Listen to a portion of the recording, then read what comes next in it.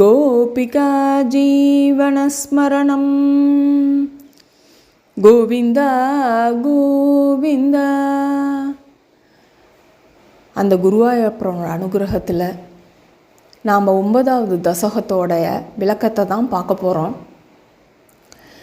இந்த தசகத்தோட தலைப்பு பிரம்மண தபா புவன நிர்மிதீச்ச.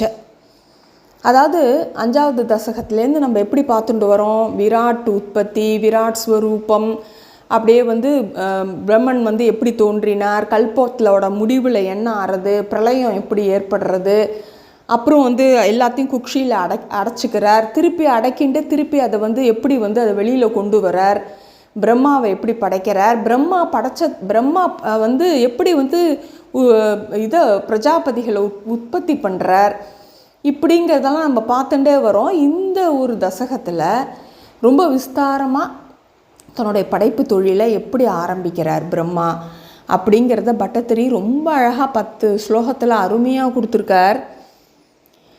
இதை இந்த இந்த பர்டிகுலர் ஸ்லோகங்களை அஷ்டபதி ராகத்தில் பாடுவா.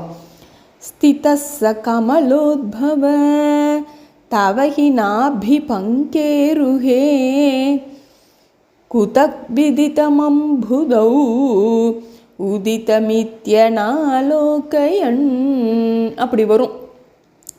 இப்படி நாபி கமலத்திலேருந்து தோன்றிய தாமரை மேலிருந்து கொண்டு அந்த பிரம்மதேவன் என்ன பண்ணாராம், இந்த தாமரைப்பூ எங்கேருந்து வந்தது அப்படின்னு சிந்திச்சாராம்.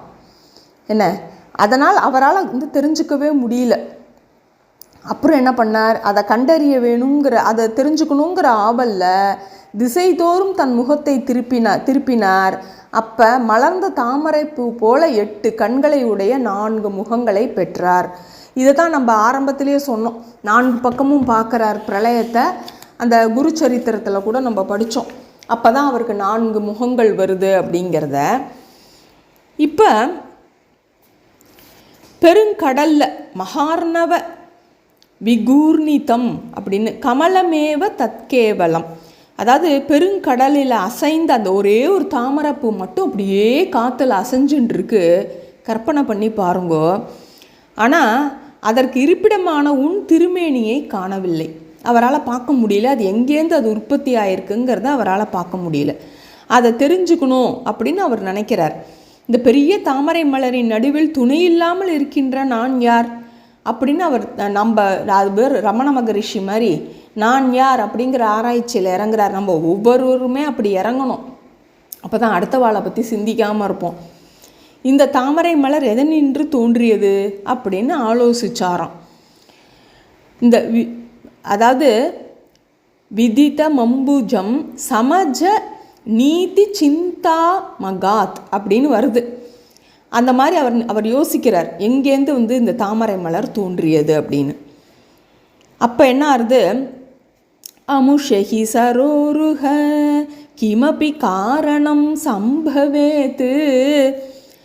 மிகுந்த அறிவை உடைய அந்த பிரம்மதேவன் என்ன பண்ணாராம், தாமரை மலருக்கு எங்கோ ஒரு உற்பத்தி ஸ்தானம் இருக்கணுமோனோ அப்படின்னு ஒரு முடிவுக்கு தன் யோக வலிமையாலையும் அறிவினாலையும் தாமரை தண்டின் துளையின் வழியாக கீழே இறங்குறாராம். அப்படியே அது ஆனாலும் உள்ளத்தை பெரிதும் கவர்வதான உன் திருமேனியை அவரால் பார்க்க முடியவில்லை. ந து கலேபரம் திருஷ்டவான். அப்புறம் என்ன ஆறுது, இப்படியே உள்ளே போயிட்டே இருக்கார். அனைத்து துளைகள் ஒவ்வொரு ஓட்ட வழியாகவும் போயிட்டு வந்துட்டு இருக்கார். 100 ஆண்டுகள் ஆயிடுத்தான். அப்போவும் பகவானோட திருமேனியை அவரால் பார்க்க முடியல. அப்புறம் என்ன பண்ணார், தாமரை மலரின் நடுவில் சுகமாக அமர்ந்து கொண்டு மனதை ஒரே நிலையில் நிறுத்தி சமாதிபலமாததே பவதனுகிரக காகிரஹி அப்படின்னு உன் அருள் ஒன்றையே பெற விரும்பி தவத்தில் ஈடுபட்டான் அப்படிங்கிறார். அப்போ தானே அவருக்கு அந்த அசரீரி கேட்கறது தப்பன்னு அப்போ தான் தவத்தில் ஈடுபடுறார். அப்புறம் பாருங்கோ, தாமரை பூவிலின்று தோன்றிய அந்த பிரம்மதேவன் 100 தேவ வருஷங்கள் தவம் செஞ்சாராம். அதனால் உண்டாகிய அறிவால் மனத்தெளிவுடன் ஆதிசேஷனுடைய உடலின் ஒரு பகுதியில் முன்பு எப்போதும் காணாததுமான, அதாவது என்ன, அதிருஷ்டச்சரம் அத்புதம் தவஹி ரூபமந்தர்திருஷா. அப்படி ஒரு அற்புதமான திருமேனியை பார்க்குறாராம் அவர். இப்போ நம்ம என்ன தெரிஞ்சுக்கணும், பகவானை பார்க்கணுங்கிறதுக்கு கூட ஒரு தவம் பண்ணி ஒரு ஞானத்தை நம்ம அடைஞ்சாதான் அவரை பார்க்கக்கூடிய சக்தி கிடைக்கும். ஏன்னா அந்த பிரகாசமான ஒரு ஒளியை நம்ம பார்க்கணுன்னா நம்ம கண்களுக்கு கூட அந்த சக்தி கிடையாது. இப்போ நம்ம ஏன் பகவான் சில விஷயங்கள் நம்மளுடைய ப்ரேயர்ஸ் எல்லாம் அவர் நிறைவேற்றலை அப்படின்னு நமக்கு கோபம் வருது. ஆனால் நமக்கு என்ன கொடுக்கணும், இவனால் என்ன தாங்க முடியும் அப்படிங்கிறது பகவானுக்கு தெரியும். அதனால் கூட அவர் கொடுக்காமல் இருப்பார். நம்ம ஆனால் அதை புரிஞ்சிக்காமல் கத்தின்னு இருக்கோம். ஸோ இப்போ அவர் பகவானோடைய திருமேனியை பார்க்கறதுக்கு உண்டான பவரை அவர் தவம் பண்ணினாதான் கிடைக்குங்கிற முடிவுக்கு வந்ததுனால தான் தபங்குன்னு அது ஒரு அசரீரியை கேட்க வச்சு பிரம்மதேவனை தவம் பண்ண வச்சு தன்னோட உருவத்தை காட்டுறார் அவர். வியச்சஷ்ட பரிதுஷ்ட தீஹி புஜக போக பாகாஷயம். அப்படியே அப்படியே ரொம்ப சந்தோஷமாக ஆயிடுறாராம். அதை பார்த்துட்டு பிரம்மதேவன் பரிதுஷ்ட ரொம்ப அப்படியே மனம் மகிழறாராம். எப்படி கிரீட்ட முகுட்டோல்லசன் கடக ஹார கேயூரயூப். எப்படி அப்படியே சிரசில முன்புறம் கிரீடம், பின்புறம் மகுடம், கரங்களில் வளையல்கள், மார்பில் முத்துமாலை, தோளில் தோள்வளை. அப்படியே தியானம் பண்ணிகிட்டே வாங்கோ பகவானை. இடுப்பில் ரத்தினங்கள் பதித்த மேகலை, அழகாய் அணிந்த பொன்னாடை, கழுத்தில் ஒளி வீசும் கௌஸ்துபம் அப்படின்னு இப்படி ஒரு அதிசயமான அலங்காரத்தோட பிரம்மனுக்கு காயாம்பு ஒன்ன திருமேனியை அப்படியே காட்டுறாராம். அந்த காட்சி அளித்த காயாம்பு திருமேனியை பட்டத்திரி தியானிக்கிறாராம். எப்படி பார்த்துக்கோங்க, அதாவது நமக்கு தியானம் பண்ண சொல்லி கொடுக்குறார் பட்டத்திரி, வேற ஒன்றும் இல்லை. பட்டத்திரிக்கு அவர் காட்சி கொடுக்குறார், அதை நமக்கு அவர் சொல்கிறார் அவர். அப்போ நம்ம என்ன பண்ண முடியறது, நம்மளால் அதை அப்படியே டிஸ்கிரைப் பண்ணுறதுனால தானே நம்மளால் இமேஜின் பண்ண முடியறது. பகவான் இப்படி ஒரு திருமேனியை பட்டத்திரிக்கு எனக்கும் காட்சி கொடு, அதிசயமான அலங்காரத்தோடு பிரம்மனுக்கு காட்சி அளித்த காயாம்பு வண்ண திருமேனியை நான் தியானிக்கிறேன் அப்படின்னு சொல்லும்பொழுது எந்த திருமேனியை பிரம்மதேவனுக்கு காமிச்சாரோ அதை பட்டத்திரிக்கும் காமிச்சுருக்கார். அதனால தான் அவரால் இப்படி ஒரு ஸ்லோகத்தை எழுத முடியறதுங்கிறத நம்ம புரிஞ்சுக்கணும். ஸ்ருதி பிரகர தர்ஷித பிரச்சுர வைபவ ஸ்ரீபதே. இந்த இடத்துல எப்படி அட்ரஸ் பண்ணுறாரு பாருங்கோ. திருமகளின் தலைவனே ஹரியே, வேதங்கள் காட்டிய எல்லையில்லாத பெருமைகளை உடையவனே, ஹரே ஜெய ஜெய பிரபோ அப்படிங்கிறார்.